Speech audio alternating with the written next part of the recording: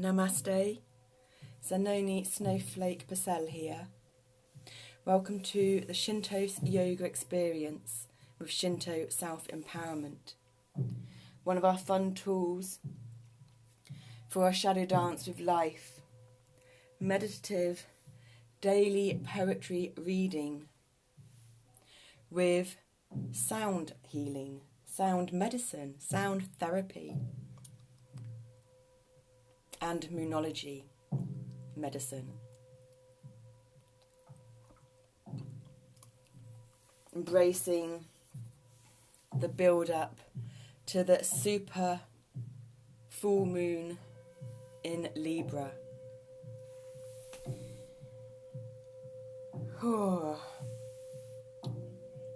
So, we'll start with the tuning forks because that's what we started with. Libra rules the lower back, the kidneys and the buttocks. Now, if we don't have optimum usage of our buttocks, our bum muscles, gluteus maximus on the outside, gluteus medius in the middle and gluteus minimus in the inside, then our body won't have proper aligned posture. I'm just wondering if the music's a bit loud. I might just turn it down a tad.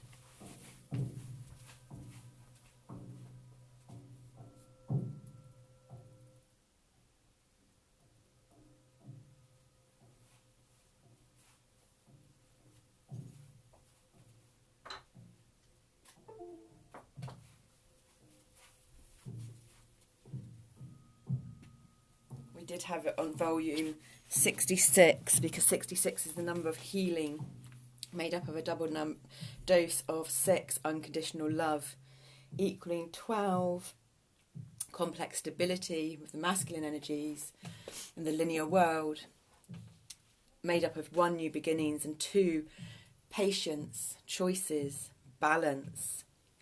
And that's what Libra is all about. Libra is about I balance.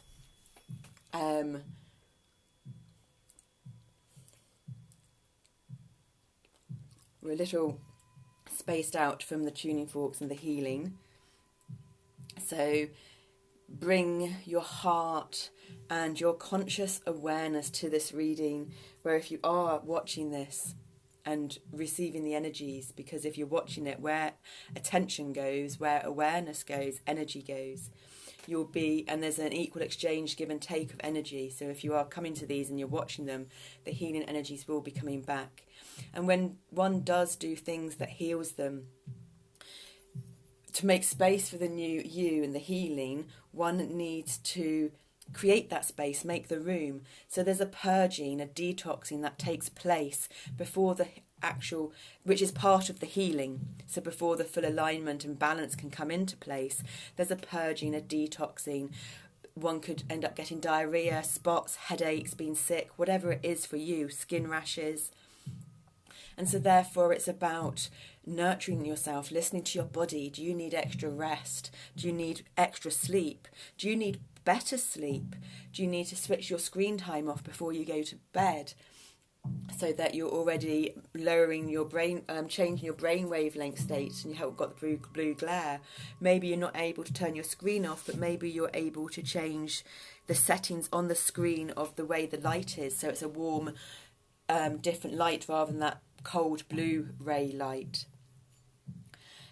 Drinking plenty of fluids, making sure they're the benefit herbal teas, fluids without sugars in, herbal teas, water, and making sure that you're also getting the fibre from the fruit and that pulporous material, the plasma style material, so that the liquids that you're drinking can actually be absorbed by the body. The more liquid you drink, yes, the more you may go to the toilet, but the more you'll be able to flush the toxins out of your body and quicker. And the more liquids you drink, the less headaches and the less you'll feel the effects. So if you're having major detox effects, then there's something else in your body lacking for you, which needs to be looked at and assessed. So because Libra rules the kid, and the buttocks gives you that alignment, that posture, so we're really embracing these balancing energies. Libra is also ruled by Venus, and Venus is the heart, and then we had the heart tuning fork as well, love. And Libra is also at home in house 7, which is about partners and relationships. But it's, for us, 7 is personal growth, self-development. It's a very spiritual number. So it's about the relationship you have with yourself. It's about the relationship your heart and mind has, if they're connected. It's about the relationship that your heart and body has, your mind and body, your soul and body, your soul and heart, each of the cellular systems and communities in your body.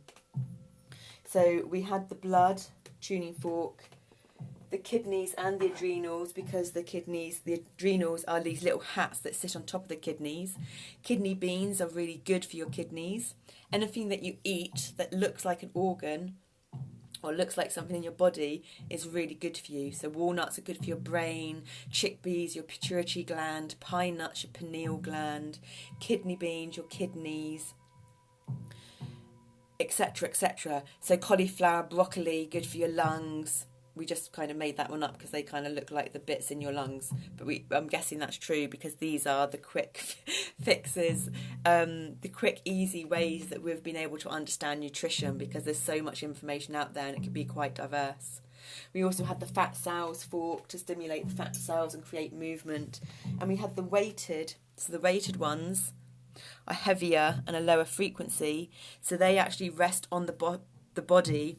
And you can put them on acupressure points. You can give yourself face massages, put them on your chakra points, on your knuckles, so you give yourself a reflexology for your hands and feet. They go deeper into the actual physical body, whereas the ones that aren't weighted go more into the energetic body. Kidneys are related to your bladder as well, and your urine, so that's also why it's really good to drink lots of fluids. And it's also your lower back.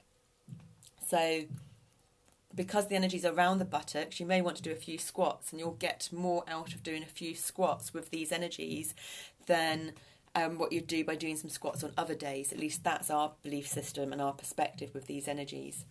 Now, our lower back, we have protruding discs in our lower back, so we're looking forward to embracing these energies, because where our protruding discs are on L4, L5 and L5, S1, the very bottom of the lumbar and the top of the sacrum, is where the Kundalini energy, that coiled up spiral of energy that gets released as we reach certain aspects in our life that produces wisdom, or trauma that releases it, or posture and alignment, so one can do yoga, establish better posture, and that will pull on this excess, this storage of energy in the body.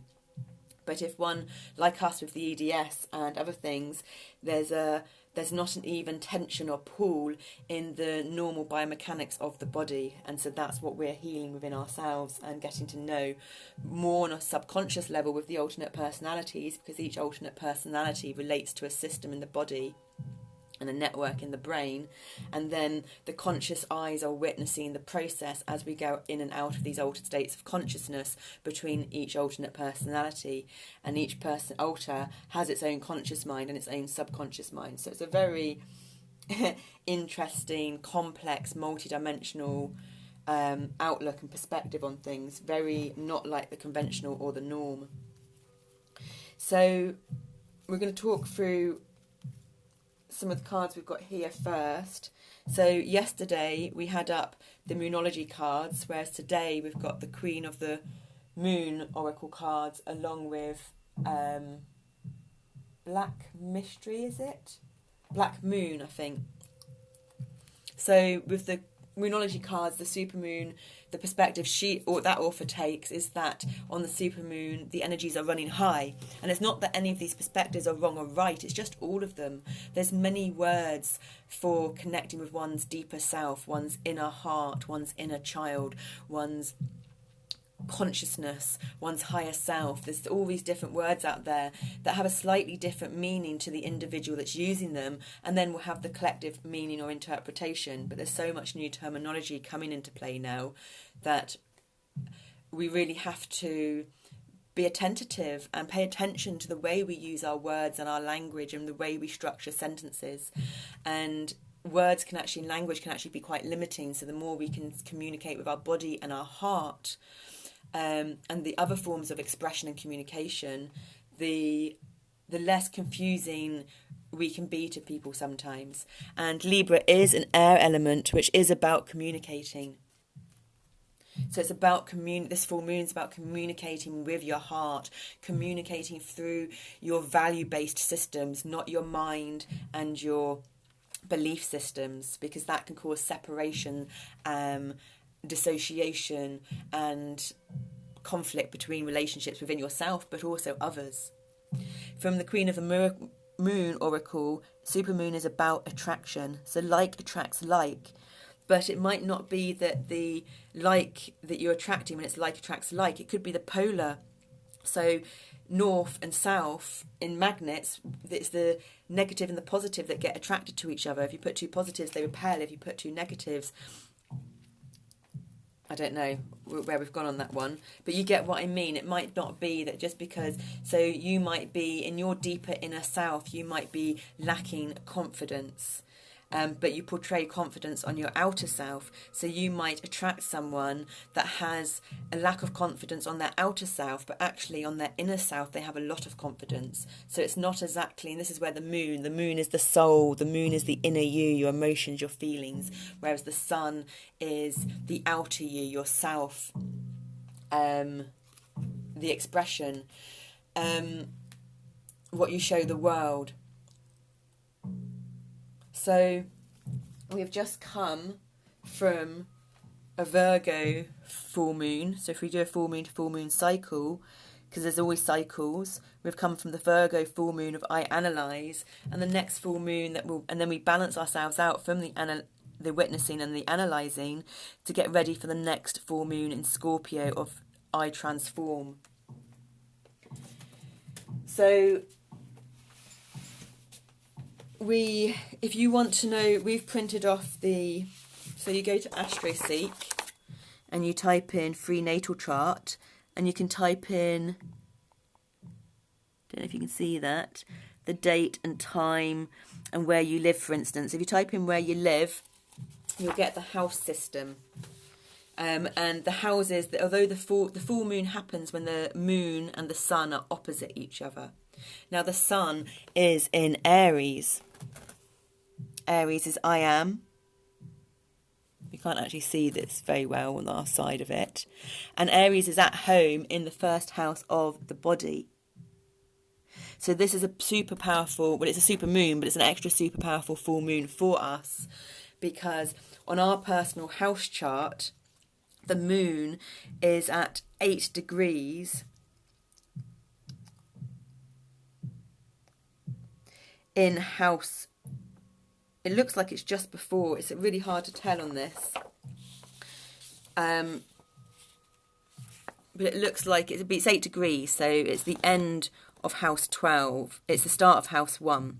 And but it looks like it's on the cusp of house 1 and house 12. Right, okay, no, sorry, so it's 8 degrees Libra, and 8 degrees Libra is on the cusp of house 12 and house 1, which is perfect for us because the cusp of house 12, house 1 for us is our ascendant Leo, cusp of Leo and Virgo, 29 degrees Leo, and 30 degrees is where it ends. So this full moon is completely aligned up with our rising sign, our ascendant, our house 12 to 1. So 12 is the ending of a cycle, and 1 is going into the new beginnings of the younger self again. So we have completed a massive cycle through the zodiac signs and the houses, and we're entering a new one. And 8 degrees is actually the numerological number of our birth given name, Neve Deborah Coleman. So this is a special moon because it's 8888. We have the sun in Aries at 8 degrees, and we have the moon in Libra at 8 degrees. But you also have the sun conjunct Venus at 8 degrees, and also Chiron at 8 degrees. So Venus is the love, the heart, the language of love. It's about value as well, what we value in ourselves, what we value externally. And Chiron is the symbol of the key. Chiron, so it's these three on these sides. Chiron is the spiritual warrior, your wounded self. So once we navigate through our childhood programming of our wounded selves and our hurts, and we can see the bigger picture of what they're actually teaching us, we step into our spiritual truth and our spiritual self. Now, if you go into the Native American moon philosophy, we're in the third cycle, and the saying that goes with that is she who weighs the truth. She who weighs the truth. So it's that balancing of truth within yourself. Are you being honest with yourself? Are you being truthful with yourself? Because when you are being honest with yourself and truthful with yourselves, when we are being honest with ourselves and truthful with ourselves, we know what our truth is, we can trust ourselves, and therefore we know what the truths are external of us that resonates with us. But just because someone's truth external of you doesn't resonate with you, it doesn't mean they're lying. It just means their truth is different to yours, and it's not a dynamic, balanced, healthy relationship to be in. Now, they've got this card up here, which is the egg moon, trust. So another name for this full moon is the egg moon and trust. So it's about trusting yourself. We're in the egg, and we're about to hatch out of the egg, ready for the transformation. The caterpillar goes into the cocoon and then comes out as a beautiful butterfly. So on the next school, so we've got the next 4 weeks until the next full moon in Scorpio, of when we'll be hatching out of our cocoon and transforming into the butterfly, if you're dancing with these energies. Libra is a feminine moon. Venus is the feminine, masculine, which is love, and masculine is the action. The Mars is the masculine, the action, sorry. So feminine is about sovereignty, queen of the moon.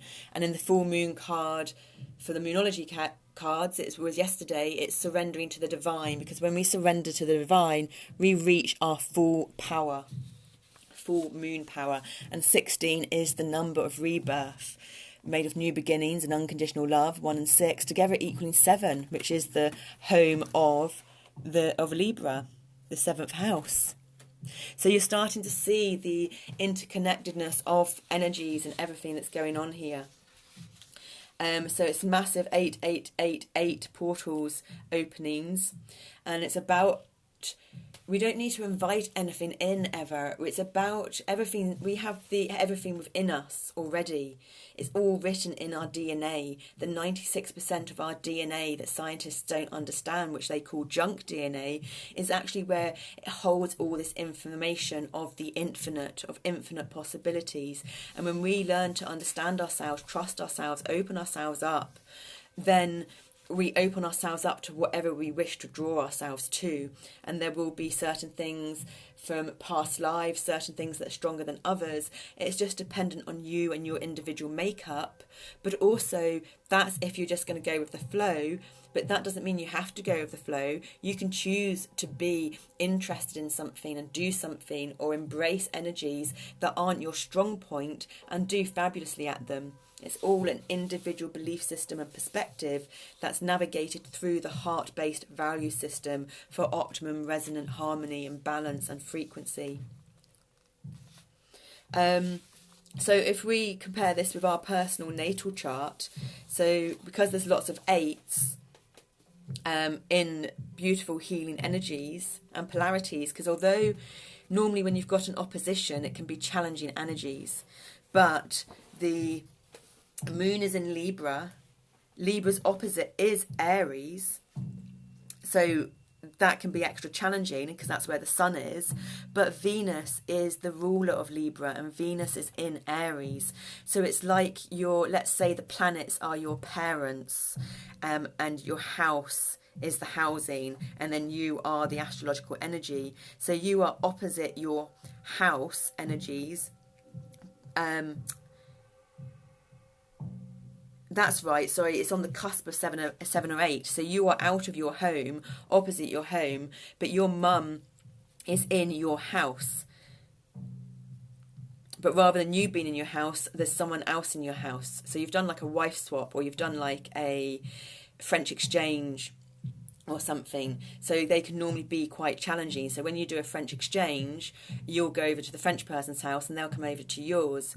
But I don't know where these analogies are going, so we're going to stop there. There's something in the head, but there's a disconnect in our alternate personalities in the brain to getting the information out. So we're going to go back to ours. So in our house, our sun and our moon, they're not at 8 degrees, but they are on second and third tier 8 degrees. A second and third tier 8 vibration. So 8 degrees is first tier 8 vibration. Second tier 8 vibration is 17. Third tier 8 vibration is 26. And we have our moon at 17 and our sun at 26.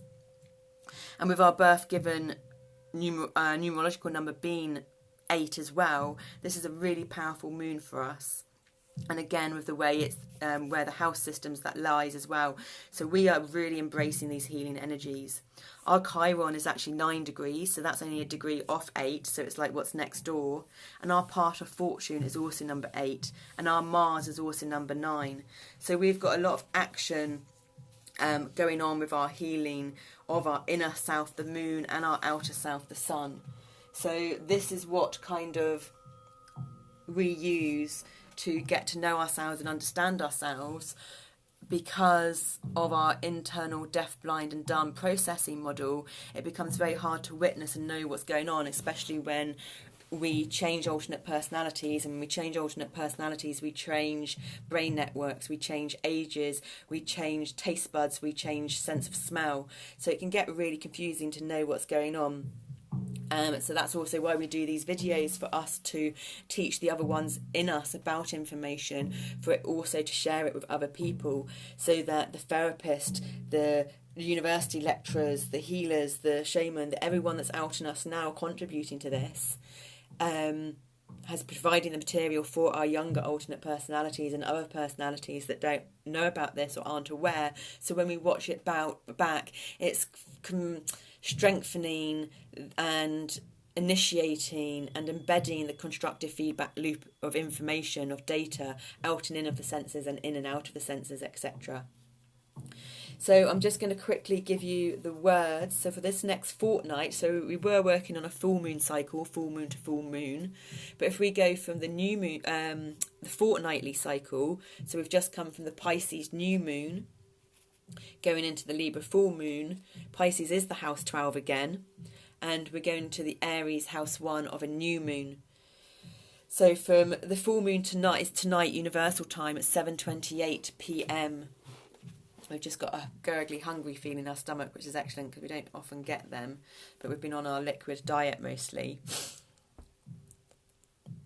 So tomorrow it will be the waning gibbous 1. So the moon is releasing now and forgiving. So it's this next fortnight where we can actually put effort into our diet, into purging, into forgiving, into releasing, whichever part of your body, be it your root chakra and your physical body, your second chakra and your sexual body with your sexual energies, your third chakra and your chemical diet, what you eat, your heart chakra, your fourth chakra, how you use your words, how you communicate with yourself in your internal dialogue and others, your third eye, how you vision things, how you perceive things, how you interpret things. Just attempt to change your perspective, and if you don't know how to change your perspective, ask someone else that's got a different perspective or point of view to you how they got to that, and and compare. Or your crown chakra, where you incorporate all of them. So the next day, Tuesday, it will be, so that's self-reflection. That's how we look at all aspects of ourself. The waning part is the descenimating moon, and it's about reflecting on yourself. And we can reflect on ourselves by looking in the mirror. We can reflect on ourselves by looking in a metaphoric mirror of another person, etc., etc. The next day, Tuesday, we'll be embracing the vibrations of pleasure and the waning gibbous 2. Opening our heart to things that are of healthy resonance and harmonic pleasure to us. Music, movement and within dance, nature. And then the next day, waning gibbous 3, balance. So the balance is really starting to take place on that day, on Wednesday. Wednesday is also the 31st. It's the last day of the month. So the portal, 3-3 portal, which 33 is communication, is closing on Tuesday. We made a mistake with that one. We got it was the 21st. So Wednesday is the number 4, the 31st. 13, reverse, the number of the moon, about structure, stability, foundation, bringing balance, really foundation and structure, and embedding the new vibrations of balance. To get into the next day, Thursday, of beauty, the waning gibbous 4. To get us into Friday, and that is the April Fool's Day, the 1st. And then we'll be going to resilience,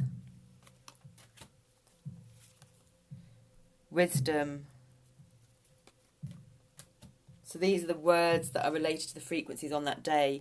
And then we'll be embracing the last quarter moon, where we will be embracing gratitude a lot more, writing a gratitude list on that day. Protection, the waning crescent 1. Then things might start feeling a bit tricky. There might start being a bit of resistance, because when you're really ready to break patterns, habitual patterns, the subconscious will start pushing out one last extra strong fight. But it's not just one last, because there's many patterns and there's many habits, so there'll be lots of one last extra strong fight, because the subconscious doesn't want to change. The subconscious wants to stay at it is. But when we can teach the subconscious that change is good and brings freedom, number 5, then eventually the subconscious will become will become your slave, and we'll start surrendering and embracing these new frequencies, these new patterns, these new habits that better nurture ourselves. And then some final releases can take and then some final releasing and purging can take place to make more room and create more space for all those new energies and frequencies and vibrations and habits and routines and patterns from circular system thinking to bring in, so that we can find our peace, we can find our centre and balance and peace within our heart, no matter where we are, no matter what chaos is going on, because we truly know who we are, and we truly know what makes us tick, what makes us triggers, etc., etc., to get ready for the next void, of course. Moon, purely resting, embracing the pure darkness and where pure potential exists, pure creativity, ready to set the new intentions along with the Aries vibrations and energies. So there's some moon information. We've probably already been about half an hour. Oh my god. 42 minutes 22. We welcome in the god energies. So just before we do the poems, we're going to do 5 poems today. We're just going to light up. The first one was Sage, to clear out negative energies.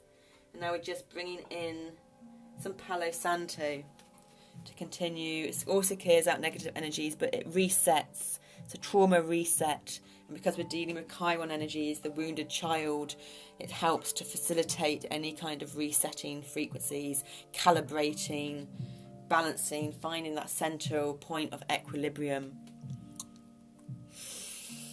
Love the smell of this. Thank you, Palo Santo. So we're going to end on today's poem. So we're going to work backwards. So we're going to start on the 1st of April and then work backwards to today, the 28th. So this means that then we'll be up to date. We won't have to stress out about getting behind. We'll have still done what we want to do for us, for our healing, so that the inertia, the momentum doesn't stop and we then find it harder to get back into. It also helps refill our cup, it helps refill our energy. We tend normally to have to rest and have some silent time and some still time afterwards to let the energy settle, but I'm hoping then we can get on with the final first stage layers of tidying the house so we can make some very important phone calls to the benefits people, our credit card people and our electric company, because all of this is us taking control and starting to do the basics of our budgeting and things and stuff as well. We just posted something this morning on Facebook. We really do miss our mathematical brain that we used to have, because we're realising we do things and we can do them, whereas we couldn't do them before, but we're still about 7 years old at our mathematics level. We were very good at maths when we were 7. That's when we started taking extra maths homework home as our soothing tool to deal with what we couldn't handle as a child. But we know that we wouldn't be able to perceive maths and numbers in these multitude of different perspectives from each alternate personality and different ages in this abstract way if we hadn't have gone through whatever. And whereas before with our mathematical brain we found theoretical maths exceptionally challenging and hurt our head, this time we'll be able to get back to as good as we were with maths before, but even better. We just have to be patient until those energies come back in again.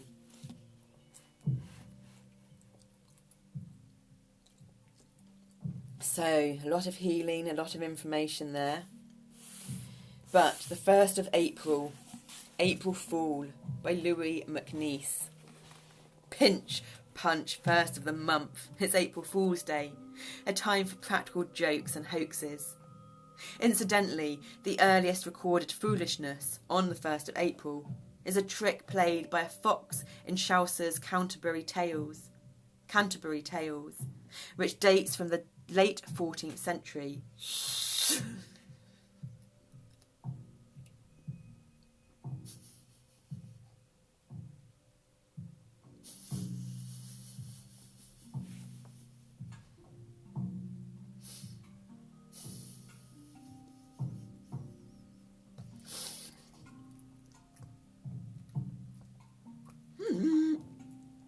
Here come I, old April Fool, between March hare and nuts in May.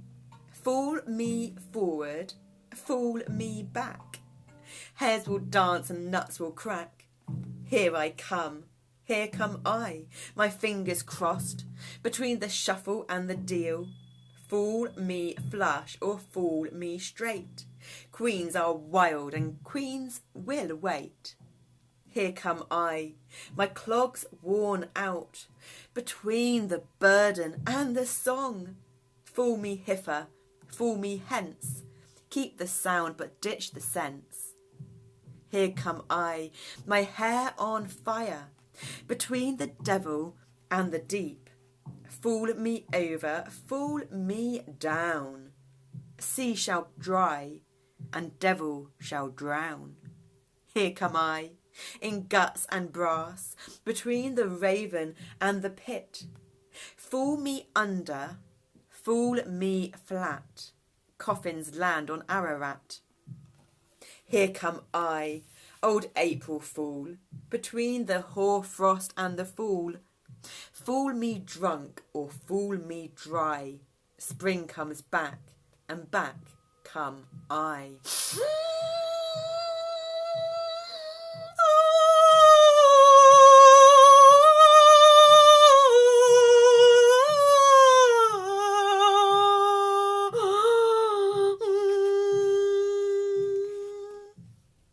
31st of March, Easter Day, Oscar Wilde. Oscar Wilde is something of a rebellious voice within poetry. In this sonnet on the occasion of Easter, Wilde describes vividly the overwhelming majesty and splendour of the Pope in Rome. Yet, the poet contrasts these regal images with the ancient origins of Christianity and ends with the simple image of an exhausted Christ wandering alone millennia before.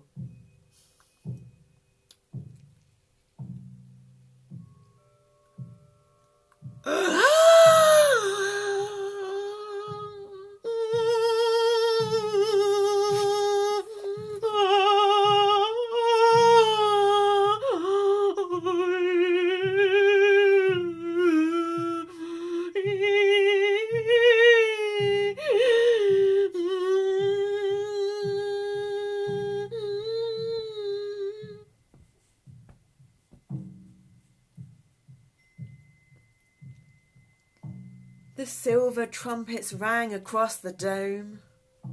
The people knelt upon the ground with awe, and borne upon the necks of men I saw, like some great god, the holy Lord of Rome. Priest-like, he wore a robe more white than foam, and, king-like, swathed himself in royal red. 3 crowns of gold rose high upon his head. In splendour and in light, the Pope passed home.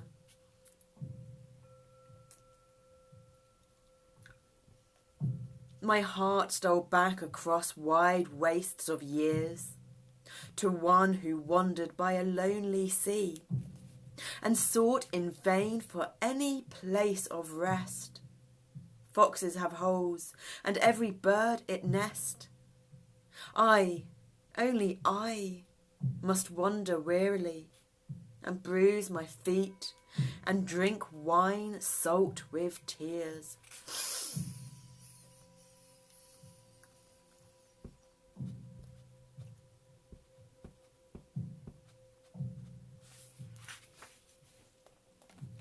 March 30th, The Cherry Tree Carol by Anonymous. This ballad, which is probably a collection of several very old songs that came together across the years, is both an Easter hymn and a Christmas carol. It is a popular carol internationally, though changes occur depending on where it is sung. In Catalan and Provençal, for instance, the ballad is about an apple tree rather than a cherry tree. The ballad tells both the story of Mary and Joseph before Jesus' birth, as well as the newly born Jesus predicting his own death and resurrection.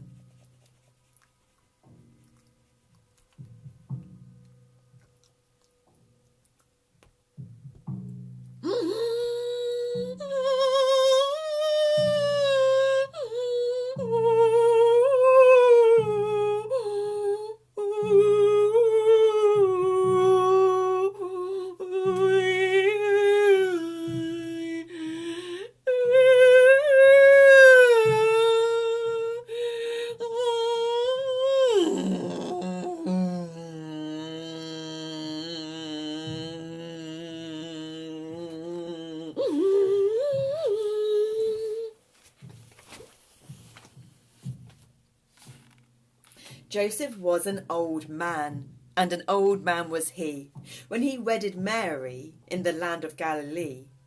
Joseph and Mary walked through an orchard good, where was cherries and berries, so red as any blood. Joseph and Mary walked through an orchard green, where was berries and cherries, as thick as might be seen. Oh, then bespoke Mary, so meek and so mild, pluck me one cherry, Joseph, for I am with child. Oh, then bespoke Joseph, with words most unkind, let him pluck thee a cherry that brought thee with child. Oh, then bespoke the babe within his mother's womb, bow down then the tallest tree for my mother to have some. Then bowed down the highest tree unto his mother's hand.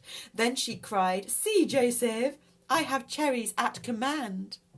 Oh, then bespake Joseph, I have done Mary wrong, but cheer up, my dearest, and be not cast down. Then Mary plucked a cherry as red as the blood. Then Mary went home with her heavy load. Then Mary took a babe and sat him on her knee, saying, my dear son, tell me what this world will be. Oh, I shall be as dead, mother, as the stones in the wall. Oh, the stones in the streets, mother, shall mourn for me all. Upon Easter Day, mother, my uprising shall be. Oh, the sun and the moon, mother, shall both rise with me.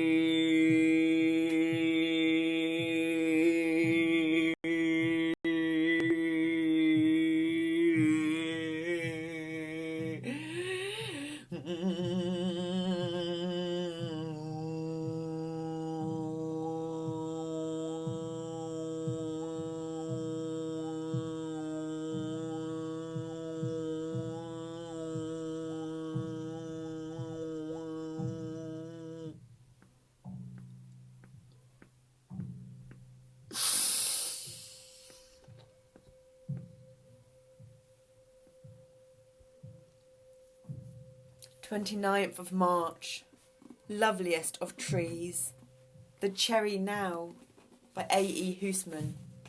It is an Easter tradition to wear white clothing, and in Housman's poem it is the cherry trees that are dressed in white, first in blossom, then in snow. The poet thinks of his full 60 years and 10, or 70 years, which is the biblical average lifespan. If life is so short, then we should be enjoying the beautiful moments, not just in spring, but in winter too, like Robert Herrick's poem on daffodils. That was from 15th of March, if you want to go back and watch it. This is a Carpe Diem poem, a poem that urges us to seize the day.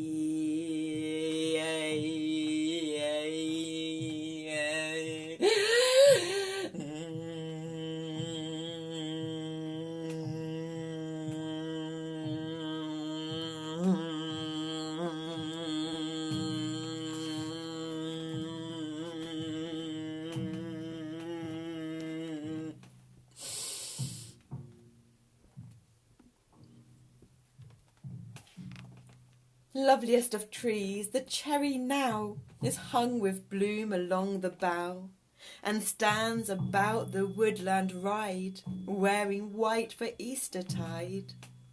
Now, of my 60 years and 10, 20 will not come again, and take from 70 springs a score, it only leaves me 50 more.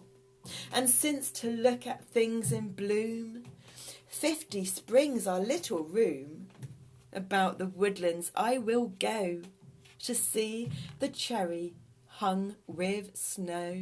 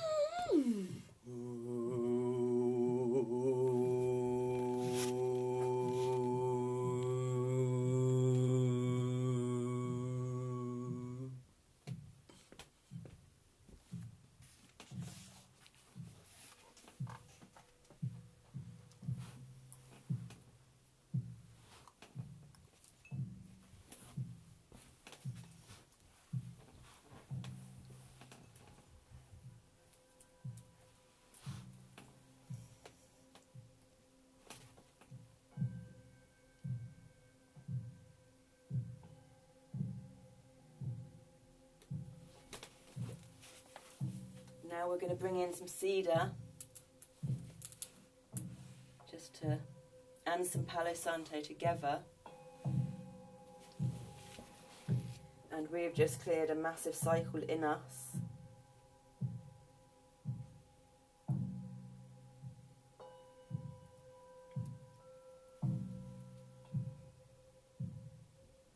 Of which we're unable to hold in.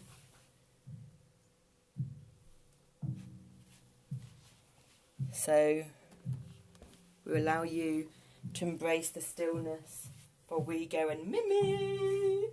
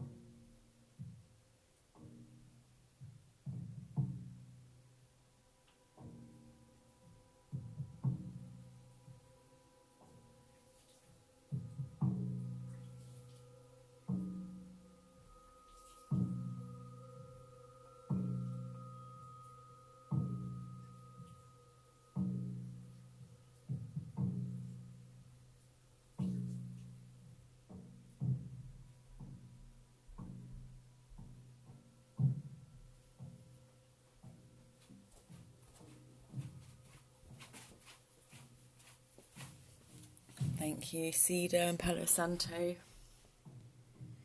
The time's not too bad considering we're doing 5 poems in one.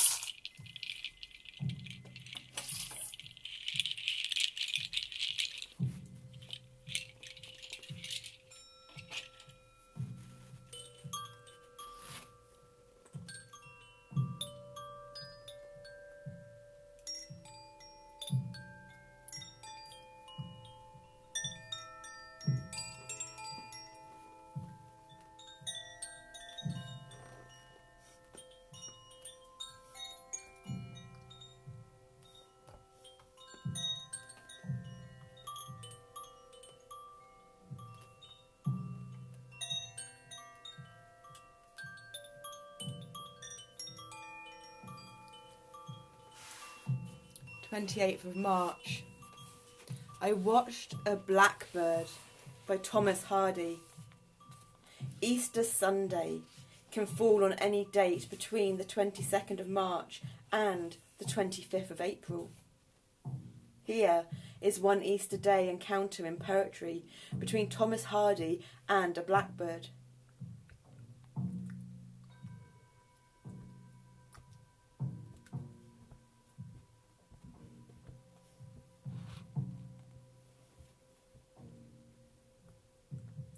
Hardy was a prolific novelist, writing such great works as Far from the Madding Crowd, Jude the Obscure, and Tess of the Herbervilles, for which he is now most famous. Hardy, however, actually thought of himself as more a poet than a novelist. We've been having some encounters with a blackbird lately.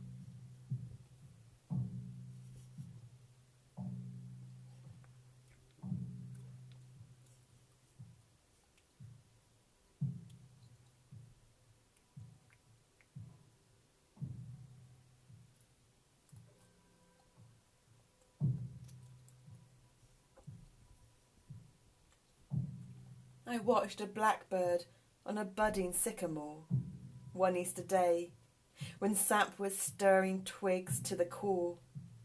I saw his tongue and crocus-coloured bill, parting and closing as he turned his trill. Then he flew down, seized on a stem of hay, and upped to where his building scheme was underway, as if so sure a nest were never shaped on spray.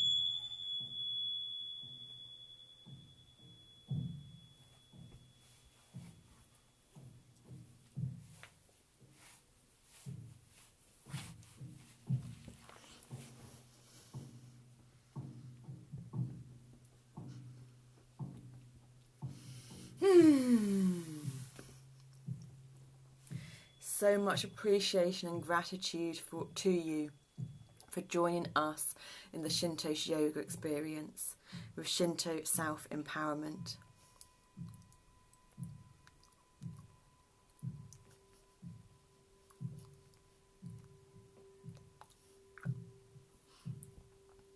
I'm Zanoni Snowflake Purcell. Namaste. We just want to end showing you the plants, because we just kind of put our plants back up a bit newly. Our bird of paradise.